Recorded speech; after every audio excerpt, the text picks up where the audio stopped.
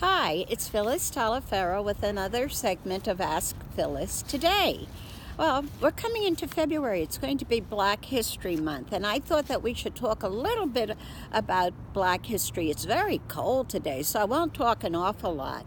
But Black History Week started with Carter G. Woodson in 1926, and it started as a week, and it has morphed into a whole month, and I think that's really great. So it's a month where we celebrate our culture.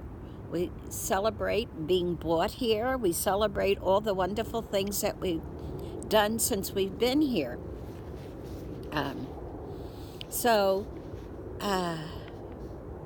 Carter G. Woodson really started this. And the African Americans that I particularly want to talk about, and I don't think many people know about it, I have this book, Black Americans in Congress since 1870. Emancipation Proclamation was 1863. And then there were amendments to the Constitution.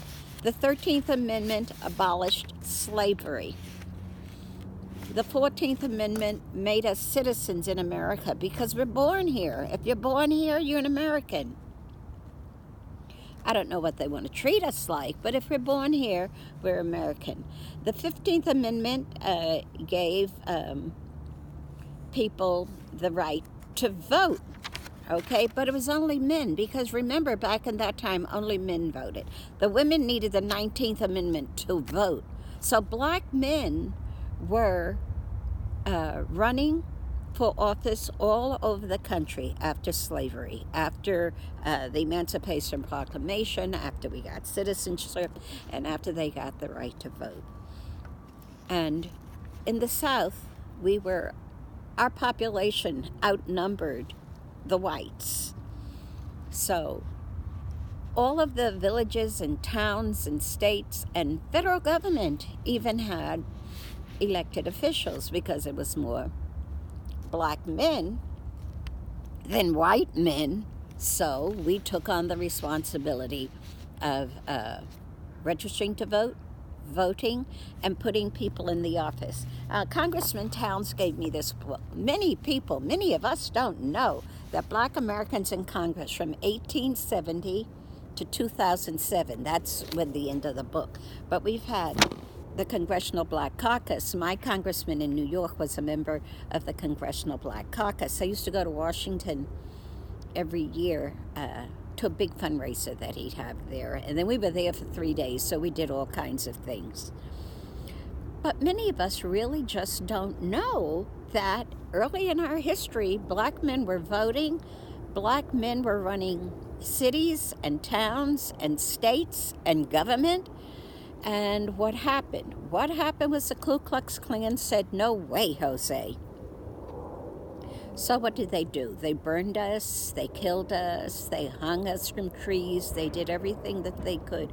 We have so many histories of towns that we actually developed where we had our own doctors, our own lawyers, our own insurance company, funeral parlors, towns that we ran. And when they saw that we were getting too prosperous in the late 1800s, early 1900s, they just band together and burn us out or kill us or run us out of town. So many histories of that. I remember at one time saying, I don't think we've tried hard enough to move, but we did. And every time we tried to move forward, and we made great strides, they would say, white people would say, they're making too many strides, let's get rid of them. And they would turn us back. But early in our history, we had many black men, and I think you should look it up, Google it, in Congress. We had black men in Congress, the late 1800s, early 1900s. And then what did they do? They made rules where voting was something that black men had. So then they said, well, you have to read the Constitution. You have to know how to recite the Constitution. You have to recite the amendments. You have to tell me how many jelly beans are in this jar. Anything to cut off our right to vote, black men, until the 15th Amendment, which was early in the last century. So I'm hoping that we're going to celebrate Black History Month and do a lot of things.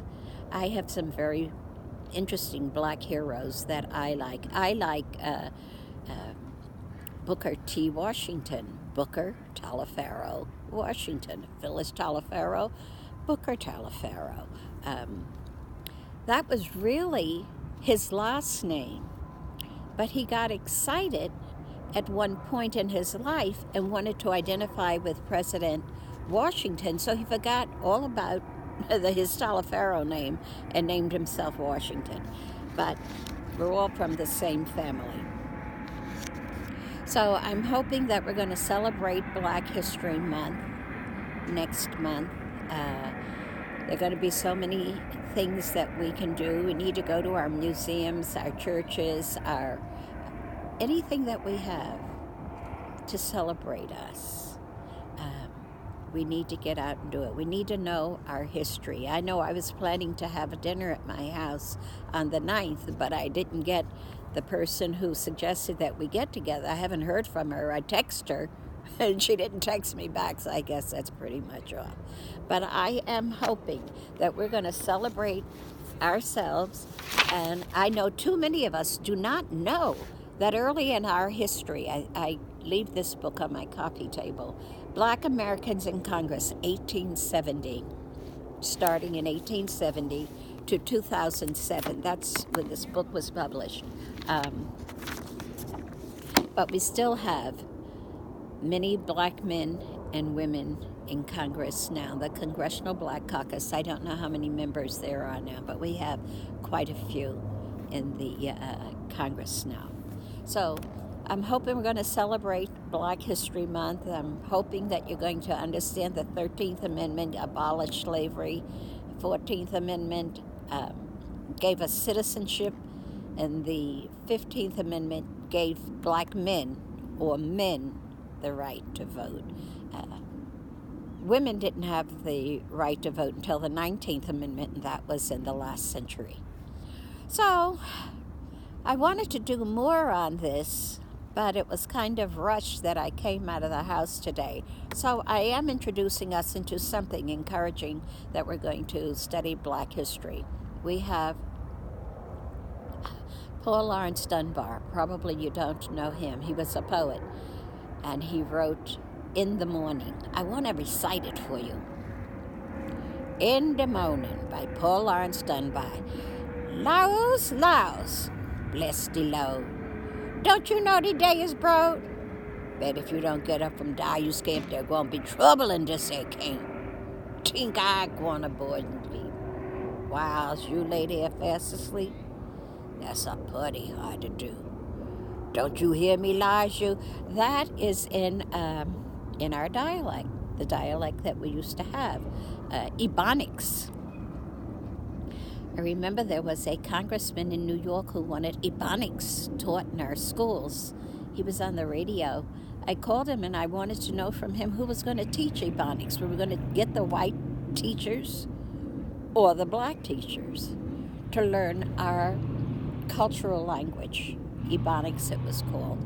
But we have poetry that's written. Paul Laurence Dunbar is the only one that wrote in Negro dialect, or more modernly, you're calling it Ebonics.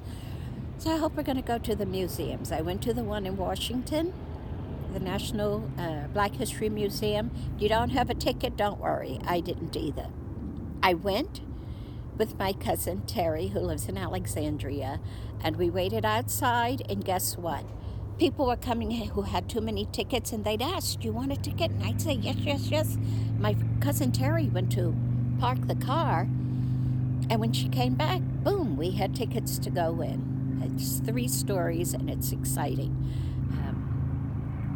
Tammy told me about the museum that's opened, I believe, in Alabama recently, that memorializes all or many of the people who were hung in this country, because that's what they used to do to us. Have a picnic and bring out all the people and see us being hung from trees. It was a big game. White people would come to a formal lynching. Men, women, and children. We've had a difficult time, and I'm hoping that we are going to try very hard to study our history and our culture and get more into what we're all about. Kobe Bryant, I was shocked, killed in an airplane accident over the weekend. I guess we should say something about it, because I think everyone is kind of stuck on that. I know I was. I kept watching and watching. But we all need to pray for his family and for he and his daughter and the people who are in the plane. God bless them. Okay. See you next week. Remember, we're going to go, you have to call me, 770-310-1222. You have to check me out on YouTube.